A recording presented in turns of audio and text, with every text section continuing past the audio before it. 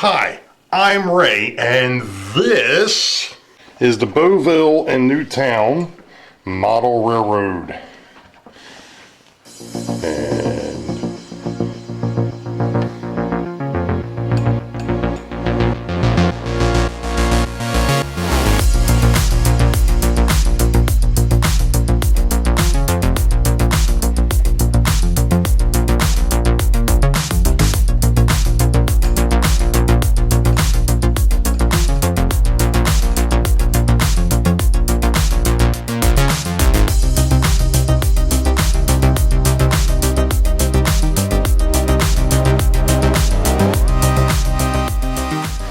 Well, good evening, track gang. It happens to be Monday, February the 8th? Nope, the 7th. I goofed. It's February the 7th, 2022. This is vlog number 5 for 2022, and it happens to be a GSMTS, which is the Great Scale Model Train Show that comes to Timonium, Maryland, usually twice, maybe 3 times a year. Before the showstopper, I think they were actually up to 4 times a year. They've kind of scaled that back to where they're doing it 3 times a year. But I went there Saturday. Saw John Author, one of our fellow model railroaders. Happened to recognize the shirt that I normally wear for my Sidetrack Sunday, the big B&N logo on the front. So I also found out that 2 of the channels that I either have had subscribed to me or that I've subscribed to them, which were at the end of the last video, also were at the train show this past weekend. Andy Cohn was one of them, and I forgot who the other fellow was, but there is actually one more that was not subscribed that I actually found last night. I subscribed to them, and I don't remember their names off the top of my head because I'm not in front of the camera, or in front of the computer. As you can see, I'm back here at the bench. Well, again, there's a reason why I'm back here at the bench. Well, there's actually a couple of reasons. The first is the fact that I actually did pick up something from the train show. But we'll get to that in a minute. I'm going to go ahead and go through the other, the bag of goodies that's here. So some of this stuff may not be all that interesting, but you know, what the hey. I picked myself up some more light oil because my oil is getting a little low for actually doing maintenance on the locomotives and such. I got myself a 256 tap set for putting in coupler boxes and things of that nature for the KD couplers, which is something that I've been looking for, and we know they actually had it at the train show because obviously the big box stores don't sell anything that small. Now, I also picked up a pack of 40 micro brushes from the same place that I got the oil and the 256 bit, which was kind of nice.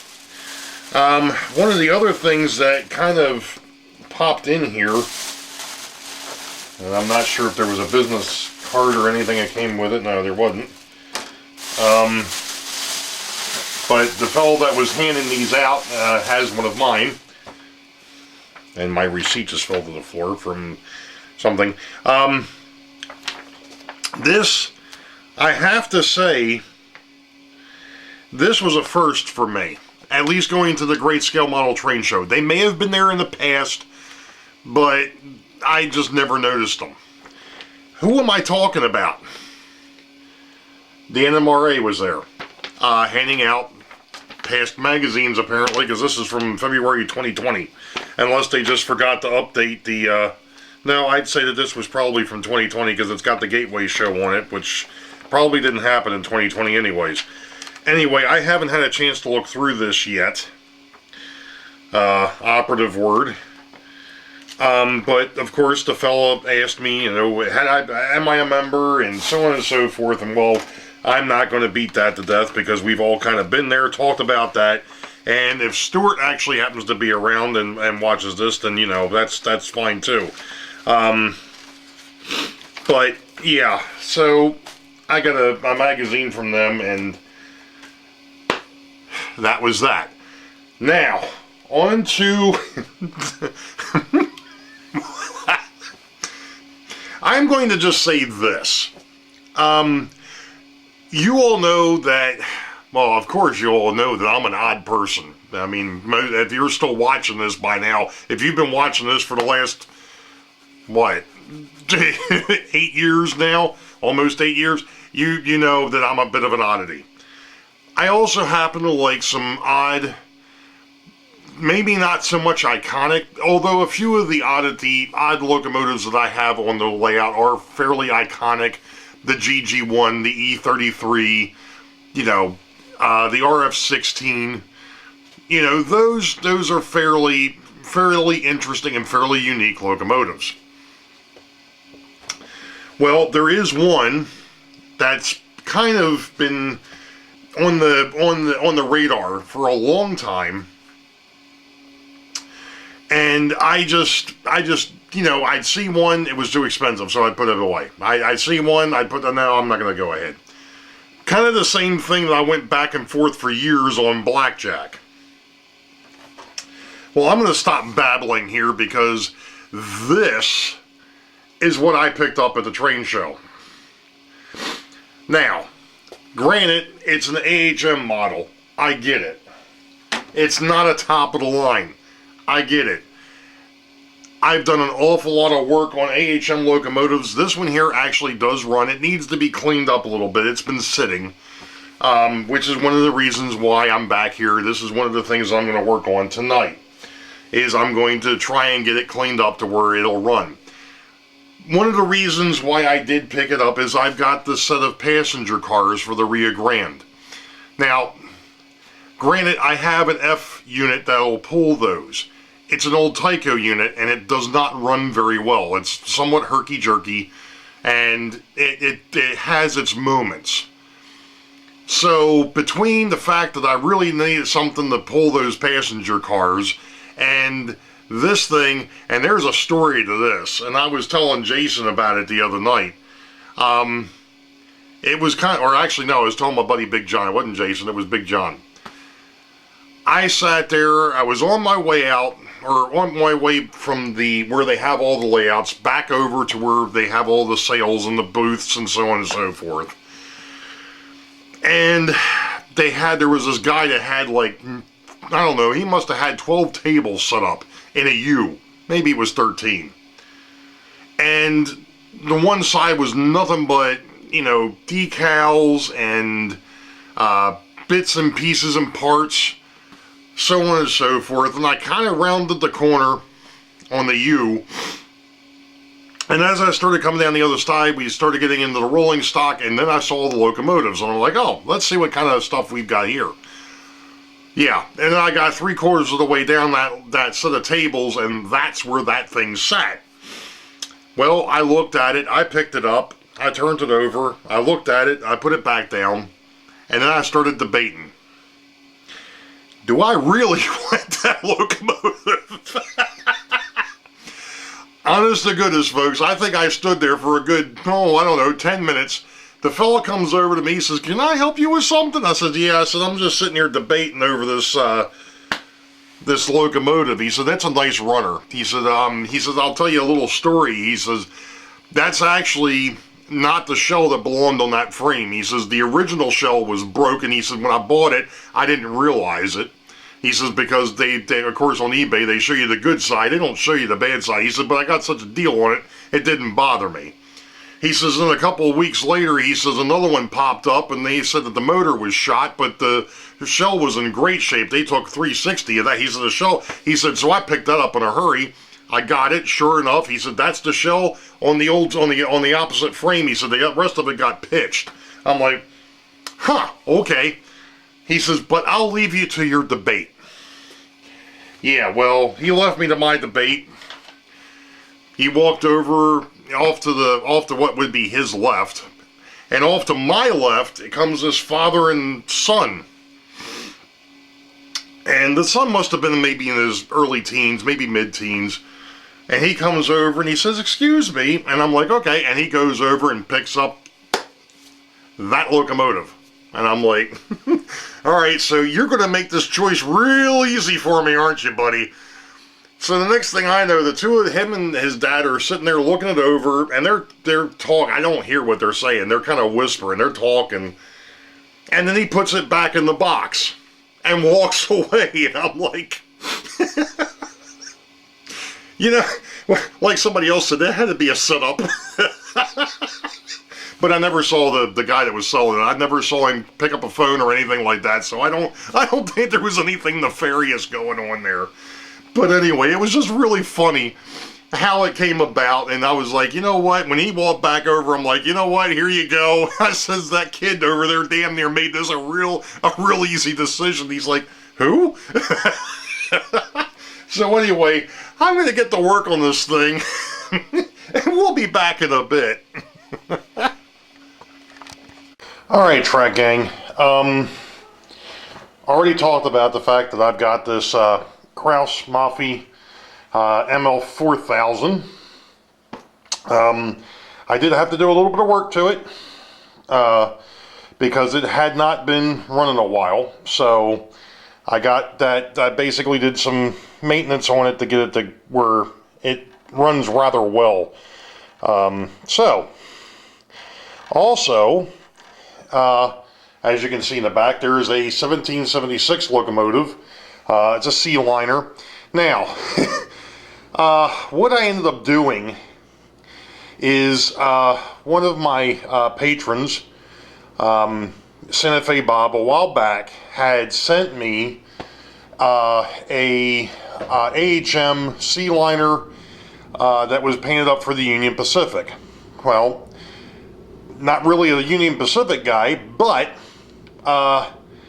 what I did is I actually took the shell off of that, or took that shell off and put this shell in its place because the frame that the 1776 was sitting on was missing parts.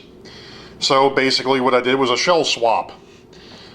So I've now got another running 1776, which is good because I now have 3 1776 trains. Now, granted, one of them is the Tyco.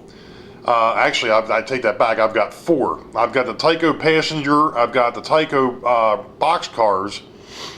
I've also got the mixed gondolas and refrigerator cars from Lifelike. And I now have the complete set of the train miniatures. So I've actually got 4 separate 1776 trains, which meant that I needed at least one more operating diesel locomotive to be able to pull the box cars around. So that's what I'm going to do. But because of the last vlog, somebody asking me, hey, when are you going to run some trains? Well, here we go. We're going to run some trains. So I'm going to back the camera up here just a tad. And go ahead and reposition the camera here just a little bit. I'm going to grab one of my handheld throttles. You folks have already seen these, so I'm not going to get too into this. But turn my throttle on. And then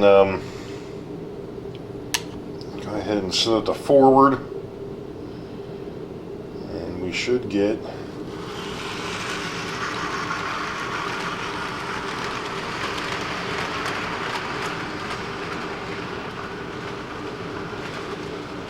alright. That's one.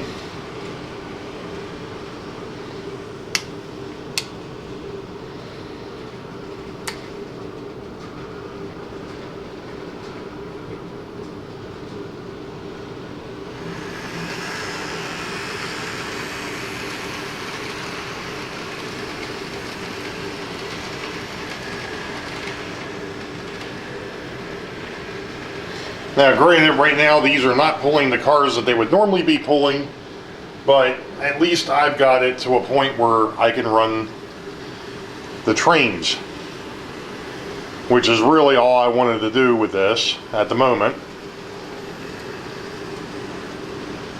as the 1776 just made its way through the hidden yard crossovers, and the Kraus Mafia should be coming up.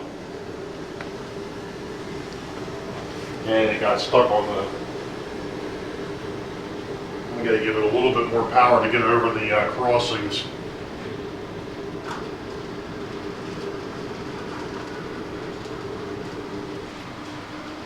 I did notice this last night, that he does not like the crossing track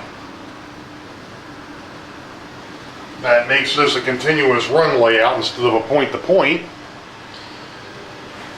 He has a tendency of getting stuck back there, but that's okay. That trackage is not normally used unless I'm doing like I'm doing now, which is doing the continuous run, and there he is. Okay. And of course, everything works great until the camera's on.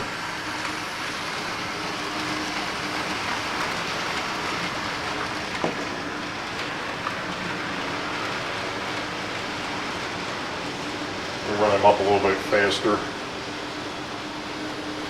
Now, I thought that that was an AHM locomotive. It's not. It's actually a Revrossi, which I know that they were kind of, at one point they were kind of interchangeable, I guess. The two companies had kind of merged. But on the bottom of it, it actually says Revrossi and not AHM.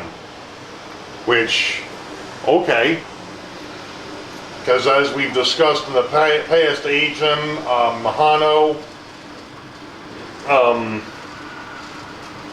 Model Power, I think it was, and one or two others had actually all kind of been under the same roof at one point, for lack of a better term. Now, it's also possible, and of course I haven't cleaned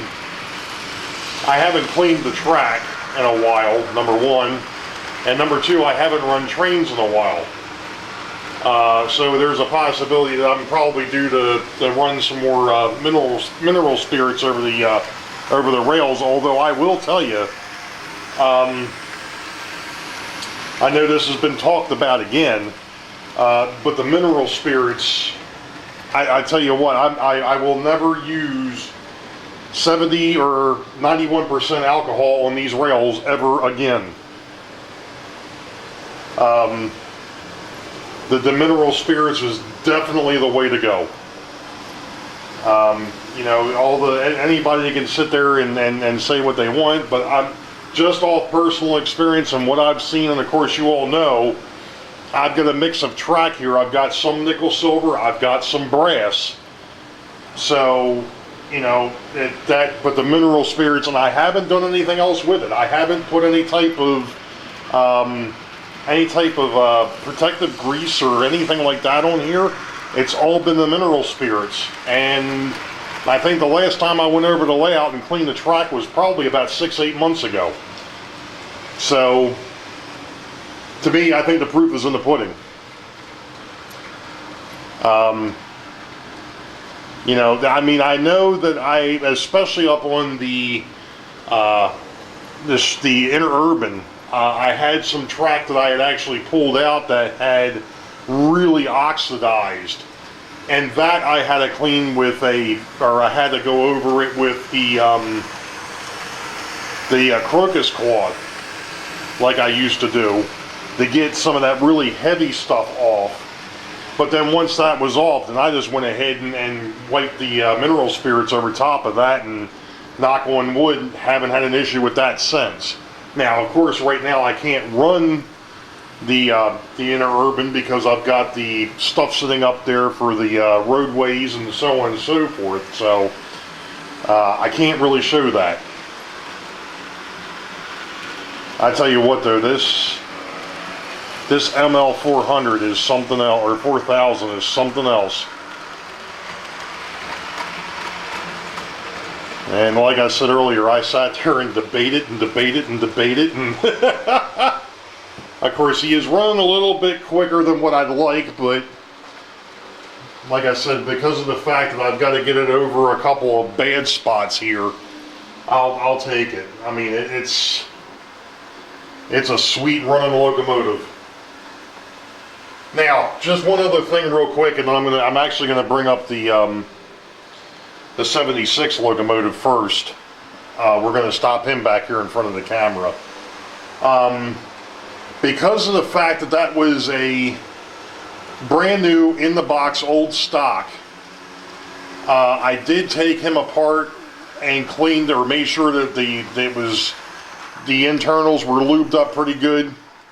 Made sure that all the wheels and such were cleaned up. And that's one of the reasons why he's running so well. Like I said, the ML4000 still has a little bit to be desired. There's still maybe something I need to do with it, but for the most part, I'm a happy camper with this thing. This is, I mean, beside the paint scheme, I've always, even though I'm an East Coast modeler, I've always liked the Rio Grande's paint scheme. I mean, that is just one of those iconic paint schemes. You know, the mustard yellow with the black and silver. It's just probably one of the most recognizable paint schemes out there. So I'm going to stop babbling here. I'm sure there's going to be more to this video, so we'll be back in a while. All right, Track Gang, I've decided that this video is long enough. So you got to see what happened at the train show, well, at least the train show hall. Why is it doing that?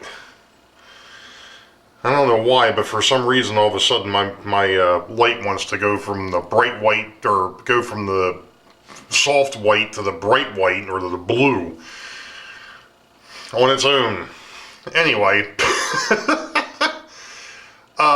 so got to see what I did with the train show. Got to see some trains run.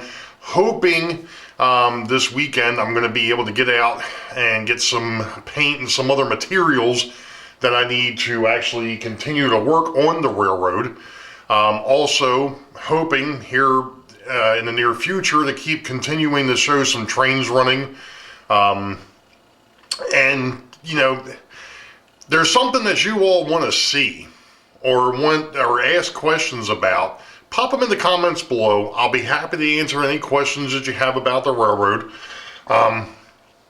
But for right now, you all know the deal. Wait for the highball. Green tracks ahead. We'll catch you all next time. Be safe. God bless. We will see ya.